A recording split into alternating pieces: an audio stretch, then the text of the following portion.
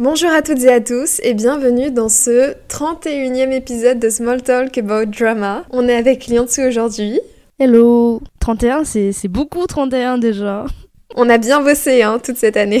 Et aujourd'hui, du coup, on va parler de films cultes coréens qui sont à la fois drôles et qui mêlent aussi un peu d'action avec. Et ces deux films, je vais le dire tout de suite du coup, Midnight Runners, je ne sais pas quel est le titre en français, et Secretly Greatly.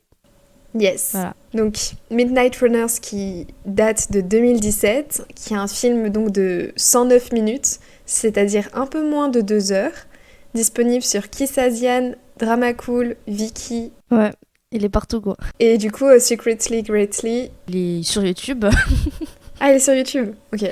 Ah, je l'ai vu sur YouTube mais avec une qualité mais médiocre. Ok. Et ouais voilà, c'est un film de 2013. Il dure 133 minutes. Du coup, bon, ça fait combien ça 2 heures et 10 minutes 13 minutes. Ouais. Et on le trouve sur Drama Cool, Kiss Asian, et ouais. Et je l'ai vu sur YouTube, comme j'ai dit. Je sais pas s'il y a encore. Moi, j'ai vu les deux films sur Drama Cool, du coup.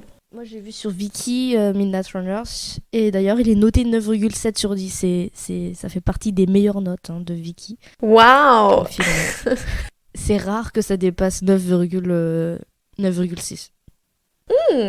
Ok, cool. En tout cas, c'est des bons films, ce dont on va parler aujourd'hui. Commençons tout d'abord par parler de Midnight Runners, donc celui qui date de 2017. On a comme acteurs principaux Park Seo-joon, pas un des moindres, n'est-ce pas ? Oh, on le voit partout. Il est même dans Marvel, hein. Ah oui, Marvel, mais de ouf. Je sais que j'aime pas trop les Marvel et j'avais envie d'aller voir ce film juste pour Park Seo-joon, mais je l'ai pas fait. Ouais. Parce que je sais que je vais être déçue. Moi, je vais probablement pas le voir, parce que je n'aime pas non plus Marvel. Et il joue dans plein de trucs, mais j'ai la flemme de les citer. Et on a aussi l'acteur Kang Han-eul.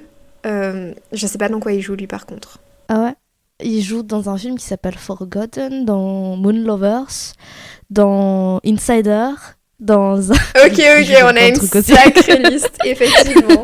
Très bien. Il est bien aussi, celui-là. Ok, bah du coup, c'est ces deux acteurs-là qui sont les principaux. Franchement, je pense qu'il n'y a pas la peine de parler d'autres acteurs parce qu'ils sont vraiment au centre de l'histoire. Il y a presque que, finalement. Donc, oui. En gros, pour vite faire raconter le synopsis, c'est deux jeunes recrues de l'Université nationale des forces de police de Corée. Ça vient de Wikipédia, le synopsis, je précise. Mais en vrai, j'en avais écrit un au départ par moi-même en regardant le film. Et c'était exactement comme ce que disait Wikipédia, mais en moins bien. Donc je me suis dit, autant prendre ce que Wikipédia a fait. Donc du coup, on a deux jeunes garçons qui deviennent meilleurs amis à travers leur formation difficile. Ils sont témoins de l'enlèvement d'une femme juste sous leurs yeux, un jour où ils sont en permission pour aller en boîte et pour pécho des meufs. Et du coup, comme ils voient cette meuf genre se faire kidnapper sous leurs yeux, bah ils décident d'agir rapidement, comme ils l'ont appris à l'académie. C'est-à-dire qu'ils vont signaler l'incident à la police, sauf que celle-ci, elle va être en mode « Bah désolé, mais on n'a pas beaucoup de preuves, donc on va pas le faire ». Et eux, frustrés et en mode « Mais cette meuf est en danger », décident de s'occuper de cette affaire et de sauver la fameuse femme kidnappée. Voilà un peu pour l'histoire. Ouais, c'est un très bon résumé de ce qui se passe. En vrai, c'est limite un résumé, c'est même pas un synopsis. Si, un peu synopsis, au final, on sait pas trop comment ça va se terminer, toute cette histoire. On sait pas comment ça se profile. Du coup, si personnellement je devais parler de mon avis par rapport à ça, c'est qu'on a des personnages qui sont drôles et innocents. Vraiment, les deux garçons, ils sont trop mignons à regarder. C'est un bromance. Une bromance selon toi ? J'aurais pas dit ça, tu vois. En fait, je sais pas. Je sais pas ce que les gens définissent bromance. Mais ça, moi, je mets ça dans bromance, en fait. C'est ça le problème. Ok, moi je dirais qu'une bromance, il y a un peu plus de genre sous-entendu, d'affection entre les deux. Là, c'est vraiment genre des bros, mais pas manses, du coup. Genre des bros qui se soutiennent et tout. Ouais, mais je sais pas, quand c'est des frères et qui s'aiment bien, du coup, c'est de la bromance, non ? Comme tu veux. Pourquoi pas ? Je sais pas. Dans ma tête, c'est ça. C'est pour ça que je fais la différence avec les BL, parce que BL, c'est genre ça touche la romance. Je vois l'idée. À voir où est la limite. Pour continuer, ce film, il a eu un véritable succès à sa sortie. Il y a des petites scènes de combat, mais c'est pas trop violent. Et à l'intérieur, du coup, il n'y a pas de romance. À part si on compte l'amitié entre les deux garçons. Mais Non. c'est vraiment des mecs qui sont en chien un peu. Sans vouloir être trop vulgaire. On dirait des chiens.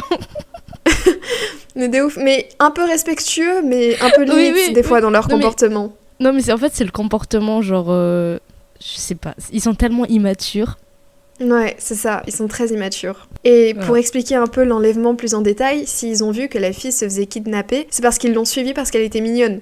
Donc imaginez, c'est le soir et il y a deux mecs qui suivent une meuf toute seule. Voilà. Ouais, genre, je veux dire, il y avait personne à côté en plus.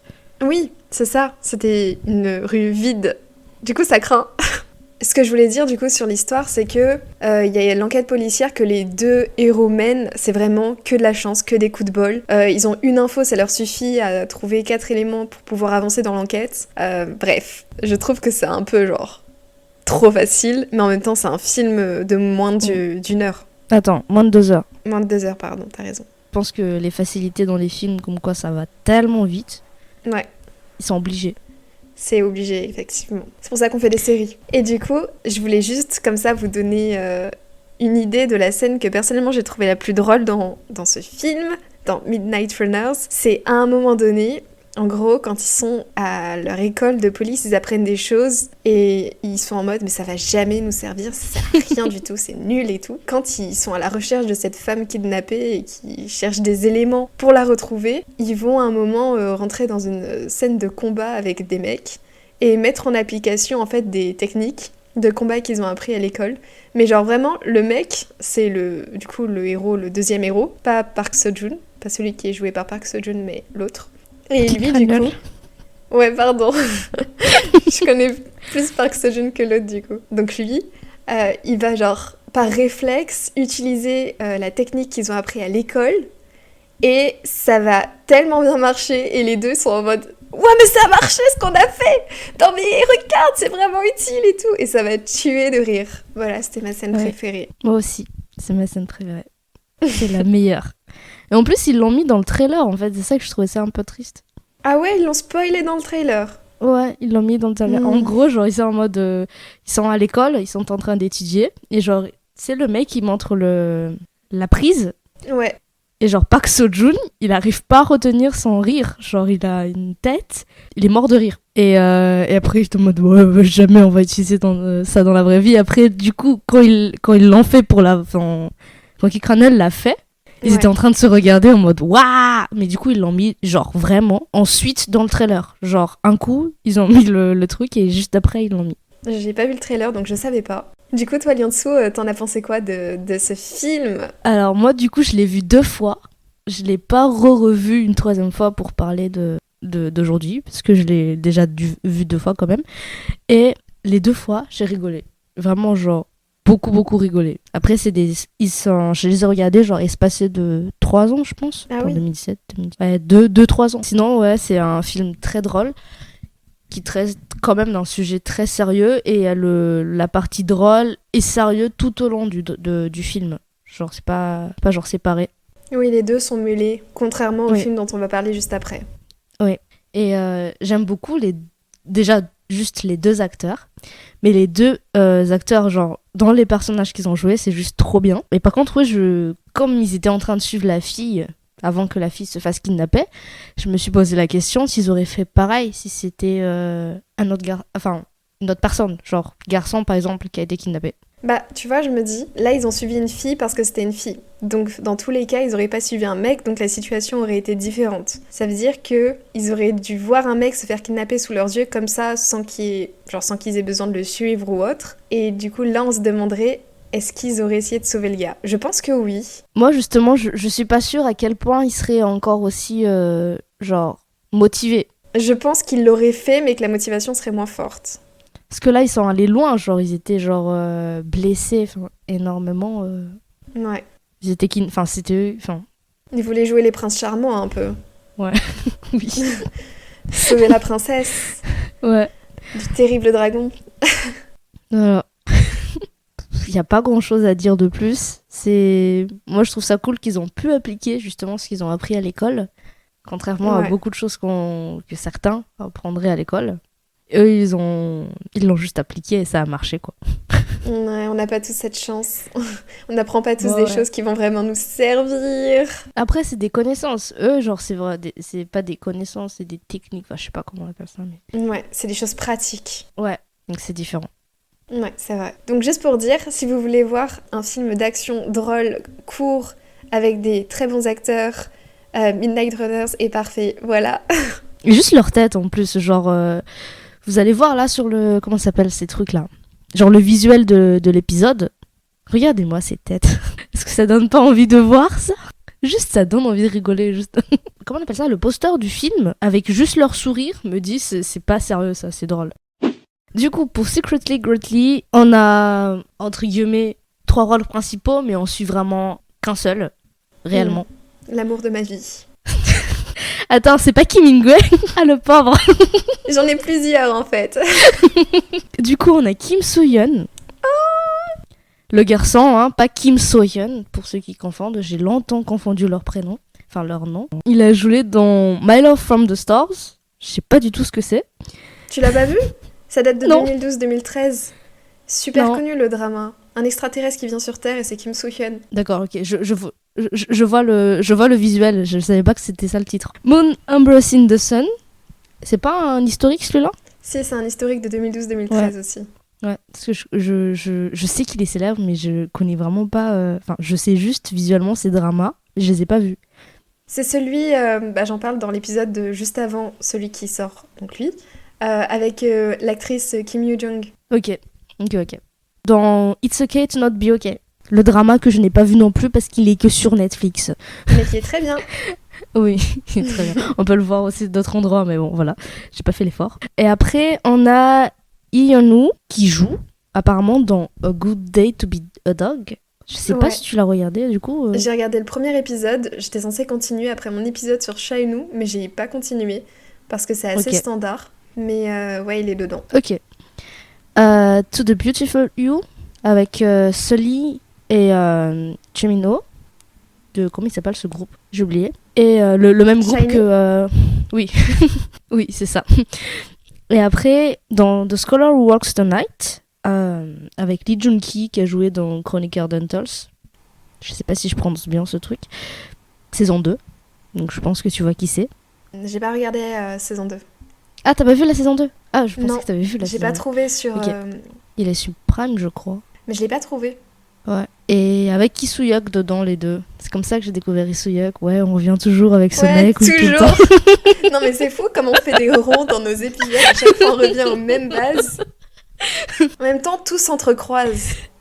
Non mais, enfin, en fait, c'est juste genre, pour moi, j'ai regardé des dramas à cause de certains acteurs. Et oui. Et parce que j'ai regardé certains dramas, je connais certains acteurs, et du coup, ça tourne. Genre, c'est... Et oui. On est C'est toujours ça. dans le même endroit, quoi. On reste dans notre cercle. C'est pour ça que Kim Soo-hyun, j'arrive pas à rentrer dans son cercle, parce qu'il est pas trop avec les autres. Oh, ça suffit. Et après, il a joué dans la version coréenne de... Comment s'appelle ce truc-là? Casa de la Papel. Ouais. Et en dernier, on a Park Ki-won. Attends, je sais pas comment on prononce ça. J'en ai aucune idée. Désolée. Il est un peu moins connu, je pense, des 3. En tout cas, enfin, moi, je le connais pas trop. Moi non plus. Il joue dans Good Doctor, la version originale de la série américaine. Et A Time Called You, qui est la version coréenne de Someday or One Day. Et apparemment dans Pandora aussi. Donc lui, il est rôle principal dans Pandora, qui est entre guillemets la suite, mais pas vraiment la suite de Penthouse. Je savais même pas qu'il y avait un truc comme ça. En fait, l'auteur, elle a continué. C'est pas qu'elle a continué, elle continue d'écrire et elle a créé une autre série qui est sortie en 2023 et qui est un peu dans le même délire avec le personnage, avec 2-3 acteurs déjà. 3 acteurs sûrs de Penthouse. Et genre, c'est vraiment à peu près le même environnement. C'est pour ça que j'ai fait la suite, pas suite de Penthouse, parce que je pense qu'on retourne quand même sur le même délire. Ok. Moi aussi, j'ai pris Wikipédia pour le synopsis. Par contre, je trouve qu'il... Comment on appelle ça? Qui spoil? Ouais, il spoil. Ouais, mais je trouve aussi, je pense qu'il faut pas tout dire dans ce synopsis de Wikipédia. En plus, il est en anglais et pas en français. Ouais. Du coup, ça va être genre résumé dans la tête, tu m'aideras au fur et à mesure que je raconte des choses. Ouais, je l'ai vu hier, donc je pourrais t'aider. Du coup, on a un groupe d'espions, on s'en fout de comment ils s'appellent, Je suis d'accord. de la Corée du Nord, et ils sont envoyés en Corée du Sud C'est le plus important. pour espionner, mais genre, ils font rien de spécial tant qu'on leur dit pas c'est quoi leur mission. Donc, ils ont des personnages à jouer. Du coup, on va suivre à l'intérieur de la série les 3 personnages joués par les 3 acteurs qu'on a cités tout à l'heure. Et en particulier, celui de Kim Soo-yeon. Surtout. Oui, oui. Mais c'est surtout lui, en fait, qu'on suit. C'est juste qu'on voit qu'il Ouais. a d'autres personnes avec qui il parle et tout ça. Mm. Et du coup, ce qui se passe, c'est que ce gars, il incarne un personnage d'un idiot. Mais vraiment un idiot, hein. C'est pas genre une personne qu'on déteste parce qu'il est idiot, c'est genre il est trop con. Il est too much. Oui, c'est genre on a tout. Genre il est retardé, je pense. Vraiment, genre c'est ça le sens du truc. Il y a un problème qui va pas. Pour donner des exemples de ses comportements, faire caca devant des enfants la nuit pour se venger. Ouais. Mais il est pas comme ça, hein. En vrai, c'est un espion nord-coréen super badass et terrifiant. Il est secretly greatly. Oui, mais il joue ce personnage-là en Corée du Sud. Ensuite, du coup, sa vie de tous les jours, comment ça se passe et tout, dans ce personnage-là. Il a pas encore de mission. Et à un moment donné, on va lui donner une mission. La Corée du Nord va lui donner une mission. Donc il doit faire cette mission. Mais il doit le faire avec ses potes-là, les 2 autres qui sont avec lui. Et on va pas dire c'est quoi cette mission. Et il était en Corée du Sud depuis 2 ans. Et c'est bizarre d'ailleurs parce que ces potes dont tu parles, tu vois, ils arrivent vraiment à la fin. Donc j'arrive pas trop personnellement à comprendre pourquoi ils arrivent à la fin pour se faire donner une telle mission, tu vois. Ils auraient pu juste rester en Corée du Nord plutôt que venir pour ça. Ils arrivent à la fin dans quel sens? Bah, au bout de 2 ans, tu vois, ils sont là depuis 3 semaines, 1 mois et on leur donne cette mission. Ouais, c'est ça. On va partir dans du spoil si on en parle. Bah, du coup, ils ont une mission spéciale et ils vont devoir la réaliser. Et ça va entraîner beaucoup, beaucoup de choses. On va passer du coup du drôle au tragique, action. C'est genre, pendant la moitié du film, c'est très genre banal, drôle. Y a pas enfin, je dirais pas y a pas grand chose parce qu'on introduit pas mal quand même le contexte. Bah, c'est là où il y a toutes les scènes drôles. Ouais, oui, toutes les scènes drôles et on s'attache au personnage qu'on nous présente justement. Mm. Et après la deuxième partie, c'est très très action pour moi. Ouais, ça change radicalement. Ouais, genre on vient de changer, on a changé de film. Ouais, c'est ça. Je pense qu'il y a moyen qu'on aime la première partie et pas la deuxième. Personnellement, j'aime bien la première. Et la deuxième, je comprends plus. Et j'ai vu 2 fois le film pourtant. Mais à chaque fois, ça me perd. Et moi, j'ai vu des gens justement donner des reviews du fait qu'ils ont pas aimé la première partie, ils ont kiffé la deuxième. Ça doit dépendre. C'est ça le problème avec ce film, c'est que justement, c'est 2 parties genre complètement différentes, contrairement à Midnight Runners où genre on a les 2 au fur et à mesure. Ouais. Et celui-là, c'est genre on change d'univers, genre ça devient très sérieux d'un coup et limite faut pleurer à la fin quoi. À partir du moment où le héros se coupe les cheveux et devient un beau gosse ultime, ouais, ça change. C'est trop triste. Enfin, moi je trouve ce film très triste en vrai. Juste à partir du moment où ils disent au revoir à leur vie, qui est quand même entre guillemets tranquille, et qui doivent genre faire un truc hyper sérieux, c'est triste. C'est des gamins. Je sais pas ils ont quel âge dans l'histoire, mais... Je pense qu'ils ont entre 15 et 25 ans. Ok, on est des gamins, ça va, c'est des gamins. Que d'autres personnes se sentent pas en mode on nous traite encore des gamins, bah je suis une gamine, je l'assume. Et du coup, c'est trop triste de vivre ça à cet âge-là, quoi. Ouais. Juste pour dire d'abord, ce film, c'est mon premier film coréen de tous les temps, si je m'en souviens pas. Enfin, en fait, je m'en souviens pas d'avoir vu autre chose avant celui-là. Juste un clin d'œil, du coup, j'aime bien ce truc-là qui parle de film avec la Corée du Nord et tout, parce que c'était au tout début, genre, du moment où je me suis intéressée à la Corée. Je vous dis juste, il y a un autre film qui est un peu dans le même délire, qui s'appelle Commitment. J'en ai parlé dans le dernier épisode solo, voilà. Et une série cette fois avec la Corée du Nord que beaucoup de gens connaissent, Crash Landing on You. C'est sur les espions aussi? Ou c'est genre... Non, c'est, tu sais, une riche coréenne du Sud qui va atterrir en Corée du Nord et se faire repêcher par un militaire nord-coréen. Ouais, c'est plus l'inverse, tu vois, celui-là. Parce que là, c'est vraiment genre des espions qui sont envoyés dans les 2 films, envoyés et des jeunes. envoyés dans la Corée du Sud pour genre faire des trucs. À aucun moment on sait qu'est-ce qu'ils font en fait. Je sais même pas si la Corée du Sud est au courant de pourquoi la Corée du Nord envoie des espions jeunes. Bah, je suis même pas sûre que la Corée du Nord sait pourquoi elle envoie des espions en Corée du C'est Sud. possible aussi. En tout cas, vu le film dont on parle, c'est un peu ça. Oui, mais sauf que le problème c'est que le film il est construit par la Corée du Sud. C'est pour ça que j'ai dit Ouais. on en a aucune idée, enfin je sais pas. Je vois. Intéressant. Et du coup, avec nos trois personnages là, ils sont assez divergents parce que on a le rôle principal qui joue justement un gars qui est assez idiot et qui réussit rien dans la vie, on va dire ça comme ça. Et on a un deuxième qui est un trainee, non d'un groupe de rock. Bah, il essaye d'intégrer une agence d'entertainment pour devenir trainee et devenir un rocker plus tard. Et après, on a un dernier qui est juste lycéen, Ouais, non? c'est ça. Oui. Et en fait, je sais pas comment toi t'as vu par rapport à leur comportement quand ils ont eu leur mission, mais genre le premier, il était assez sérieux, tu vois, genre il se posait des questions, il avait plus l'air de quelqu'un de mature devant la mission qu'on lui a donnée. Et genre le deuxième qui veut devenir, qu'on lui donne un personnage qui veut devenir chanteur là, il voulait abandonner. J'avais l'impression que celui-là, il était beaucoup plus énervé en fait de la mission qu'on leur donne et qu'il voulait genre s'échapper de ça. Ouais, il y a un petit truc comme ça, je pense. Et le dernier, c'est genre je sais pas il a quel âge, mais il est tout innocent. Genre il se dit ok, on me demande de faire ça, je vais faire ça. Exact. Il se pose pas de questions. Et voilà, juste pour parler un peu des contrastes des trois personnages. Assez différents et genre on leur donne trois identités différentes et on voit aussi qu'ils vont réagir différemment avec leur mission. Je sais pas si c'était pertinent. Je voulais aussi ajouter, comme dans le film précédent, j'ai donné la scène que je trouvais la plus drôle, je vais donner ici aussi les scènes que j'ai trouvées les plus drôles. Et moi, c'est le moment où le héros fait semblant de tomber du haut de là où il habite, genre un escalier précis en extérieur, comme ce qu'il y a souvent en Corée du Sud. Et il est en mode, allez, il est 7h du matin, je me réveille, c'est le moment où je dois tomber.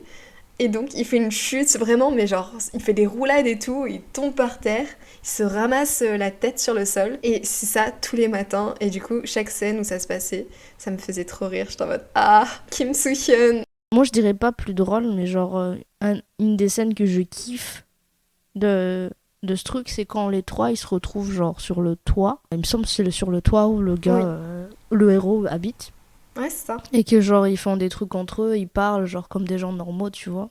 Ils épluchent des anchois, quelque chose comme ça. Ouais, ils étaient en train de... Je sais pas qu'est-ce qu'ils ouvraient, mais... Ouais, c'était des anchois normalement. Je trouvais ça assez mignon, en même temps, genre juste le fait que c'est des jeunes, tu vois, et qu'ils se retrouvent dans un environnement qu'on pourrait comprendre que genre des jeunes feraient. Ouais. Genre ça échappe un peu, genre leur personnage. Ouais. Le fait que c'est des espions, qu'ils ont subi un traitement affreux dans leur jeunesse, qui les a un peu détruits psychologiquement. Et ce sont vraiment eux, à ce moment-là, en fait, entre eux. Je vois, tu es un peu plus sur la corde sensible. Mais justement, je réfléchis aux scènes le plus drôles, mais j'arrive pas à m'en souvenir, donc vu que je l'ai pas re-regardé récemment. Je comprends. Du coup, je peux pas en parler. Du coup, j'avais envie de lier un peu les deux films parce qu'il y a quand même pas mal de similitudes malgré tout. Déjà, c'est le même genre de film, c'est un peu le même type de personnage, dans le sens... En vrai, non, après réflexion, je me dis, c'est pas vraiment le même type de personnage. On pourrait croire, mais en fait, non. Pas du tout, on a des immatures, genre dans Midnight Runners. Ouais, c'est vrai, ça a pas du tout la même profondeur. Ouais. J'ai écrit ça, je pense, au début, quand je regardais Secretly Greatly, et puis après... Je me dirais même type de personnage dans le sens où, en fait, les autres, c'est des espions, les autres, c'est des policiers, tu vois, genre, c'est pas... Oui. On va dire que c'est pas très très loin, mais... Oui, voilà, c'est ça. Plutôt dans le visuel, mais pas dans le fond, parce qu'on a vraiment des immatures dans Midnight Runners. Et des gens très matures et qui jouent des rôles dans Secretly Greatly. Ouais. Dans Secretly Greatly, c'est plus genre une question de mort ou de vie sur eux-mêmes, tu vois, genre c'est sur leur vie. Et dans Midnight Runners, genre, c'est plus vers la femme qui a été kidnappée, même si à un moment donné, ils vont tomber dans une situation où ça sera leur vie qui sera en jeu, quoi. Ouais. Qui sera en jeu. Je pense que j'ai vu aussi une similitude entre les personnages dans le fait que c'est que des hommes et que ces hommes sont trop sensibles vis-à-vis des femmes. Genre, je crois que dans les deux scènes, il y a des trucs un peu avec des allusions perverses où genre, un moment, c'est une femme qui lave les oreilles du mec et elle a une poitrine et le mec est à fond dessus. Donc ça, c'est dans Midnight Runners. Et je crois que dans Secretly Greatly, c'est le héros qui... Voilà, il y a une femme qui est un peu super sexy dans le quartier, qui montre bien sa poitrine et pareil, il peut pas s'empêcher de regarder en se disant, quand même, c'est ce qui permet de nourrir un nourrisson, donc je ne dois pas regarder. Mais il est censé jouer ce personnage, du coup, je sais pas trop. Mais je sais pas s'il se perd lui-même dans le personnage ou pas. Mais ouais. ses voix off me faisaient vraiment rire. Et il y a aussi des scènes dans le film où tu peux voir Park Seo-joon et Kim Soo-hyun torse nu. Mais genre, il y a une scène dans tout le film, enfin, dans chacun des deux films. Du coup, ça vaut pas la peine de regarder que pour ça, mais voilà, c'était... Tu parles de quelle partie dans Midnight Runners? Où on voit les mecs torse nu? Ouais. Quand ils prennent leur douche. Ok, parce qu'il y en a d'autres. Oui, en vrai, il y en a peut-être un peu plus que dans Secretly Greatly. Mais c'est vrai que la scène de Kim Soo-hyun où il est... Où genre on lui montre on montre qu'il est en train de prendre... Comment ça s'appelle ça? Qu'il s'entraîne. Ouais, qui s'entraîne et qui fait ses pompes avec les jambes... les jambes levées à 45 degrés. C'est du fan service.